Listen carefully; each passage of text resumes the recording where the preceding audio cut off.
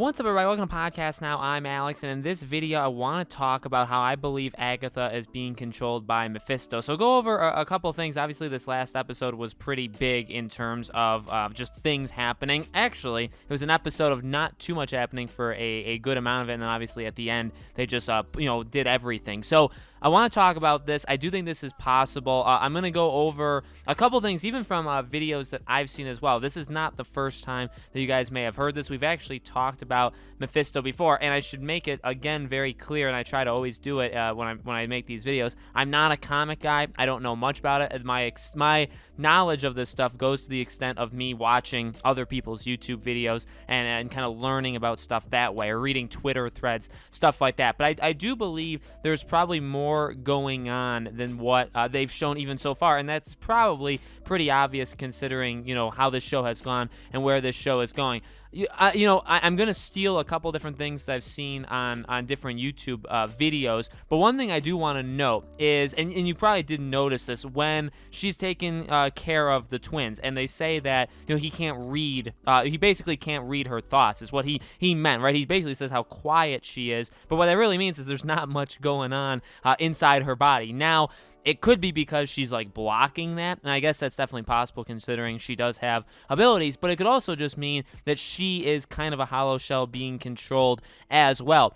From what I know about her character, and it's not much, but again, I can watch YouTube, right, and learn, is that she's primarily a good person, or she's primarily on the good team. Maybe not even a good person, but she's primarily on the good team, squad. She's a mentor to Wanda, all that good stuff, and obviously the way that the show has taken different comic arcs and done it hasn't been completely one-to-one. It hasn't been, exactly everything, but it's really, I would say, it's stayed relatively close enough where I don't think they would make such a, so you know what I mean? They're sticking with the script for the most part, obviously doing a couple different things or getting to situations a little differently, but for the most part, they're not doing too many wild things that, we couldn't have foreseen, okay? A lot of the stuff that's happened, yeah, maybe it hasn't happened how we thought, yeah, maybe they've done it, and, maybe some things have happened in different episodes that we didn't think, but for the most part, a lot of these things you could have predicted if you came up with a couple theories before the show aired, okay? And so to have her character be just purely evil and just be the villain of this entire show doesn't, to me, make all that much sense. I've seen people say that they believe that maybe whatever villain, whether it's Mephisto or Nightmare or whoever it is, could be maybe a staple villain going forward. I think that's definitely possible because, and now going forward doesn't have to mean Thanos, doesn't have to mean like a gigantic villain that kind of takes place over several movies.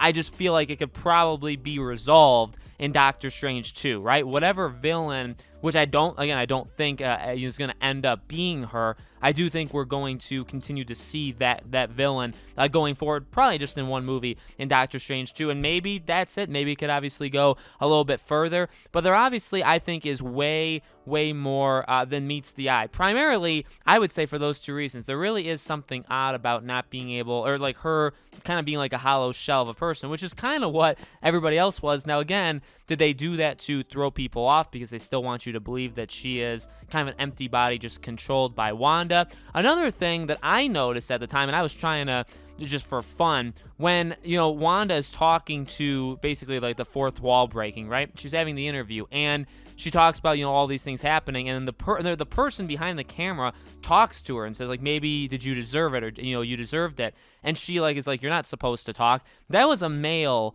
speaking, okay? Now, at the end, we find out that she was sitting there. Agnes was sitting there. Agatha was sitting there. Now, was she it's hard because obviously the show is very weird. Like, Wanda knows she's being filmed from a director or some cast member, or somebody, I guess, talking to her and asking her questions.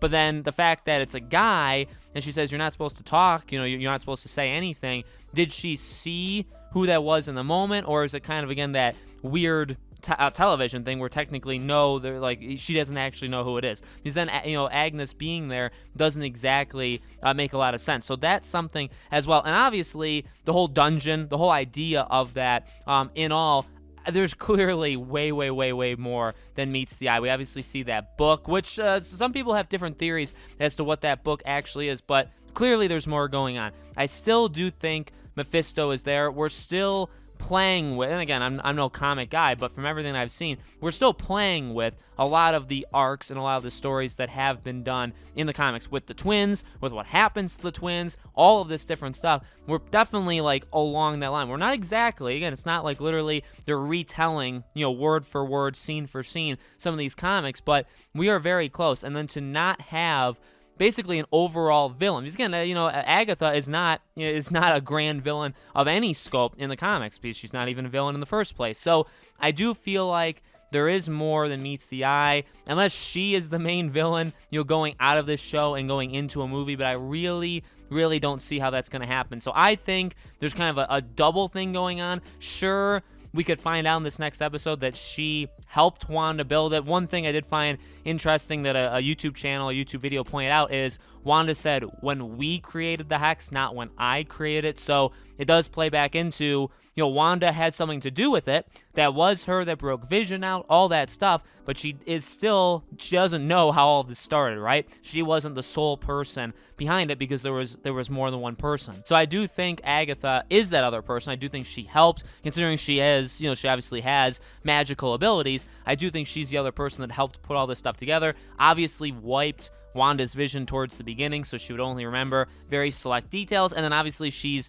faster at putting things together than Vision is, because I think she just had basically, well, she wasn't dead, and she also just had less of her mind, I think, erased. So I still think all of that was probably Agatha, but the question is, was that her doing it out of love? Was that her doing it out of like a good thing? Or if it was like a more malicious, approach to it, was it not even her in the first place? Did she exist, but obviously was she taken over by somebody else? So that's what I think is still going on. I don't think we're going to find that out in Episode 8. Episode 8 definitely, from everything we've seen based off the promos, based off of all the other stuff, definitely seems like a lot of different flashbacks. It doesn't really seem like everything's going to come together until the last episode. So the last episode is definitely going to be the biggest and hopefully and probably the best one. And that's probably when we will get, if there is a big villain reveal. Obviously, there's the cameo, whether it's, Xavier, whether it's Patrick Stewart, whether Doctor Strange just walks in, as not the main cameo, but just as like a secondary cameo. Who knows? Obviously, that last episode is going to be big. I do think it's also going to have some sort of massive villain that, again, won't be a Thanos, won't be, over multiple movies, but probably will make his way into Doctor Strange 2, because again, we know Scarlet Witch, we know, Elizabeth Olsen is going to be in it. So obviously these two things are going to connect very, very heavily. So let me know, guys, in the comments below, what do you think? Do you think there's more going on here? Do you think Agatha is the main villain? Do you think somebody is controlling her? Do you think it's Mephisto? Let me know. As always, make sure you guys are subscribed to this channel. Hit the bell icon so you guys know when all these videos go up. I've also covered this show on my second channel. We may go on and off with that as well. So if you guys haven't subscribed there, Podcast Now Plus is its name. There'll be a link for it in the description below. Thank you all so much for watching. I really do appreciate it. We'll have more videos. I'm going to probably do another video like during the week, and then obviously some sort of recap or theory video after the show is up, okay? So we got 2 more episodes, which means a couple more videos, all right? Thank you for watching, and I'll see you all there.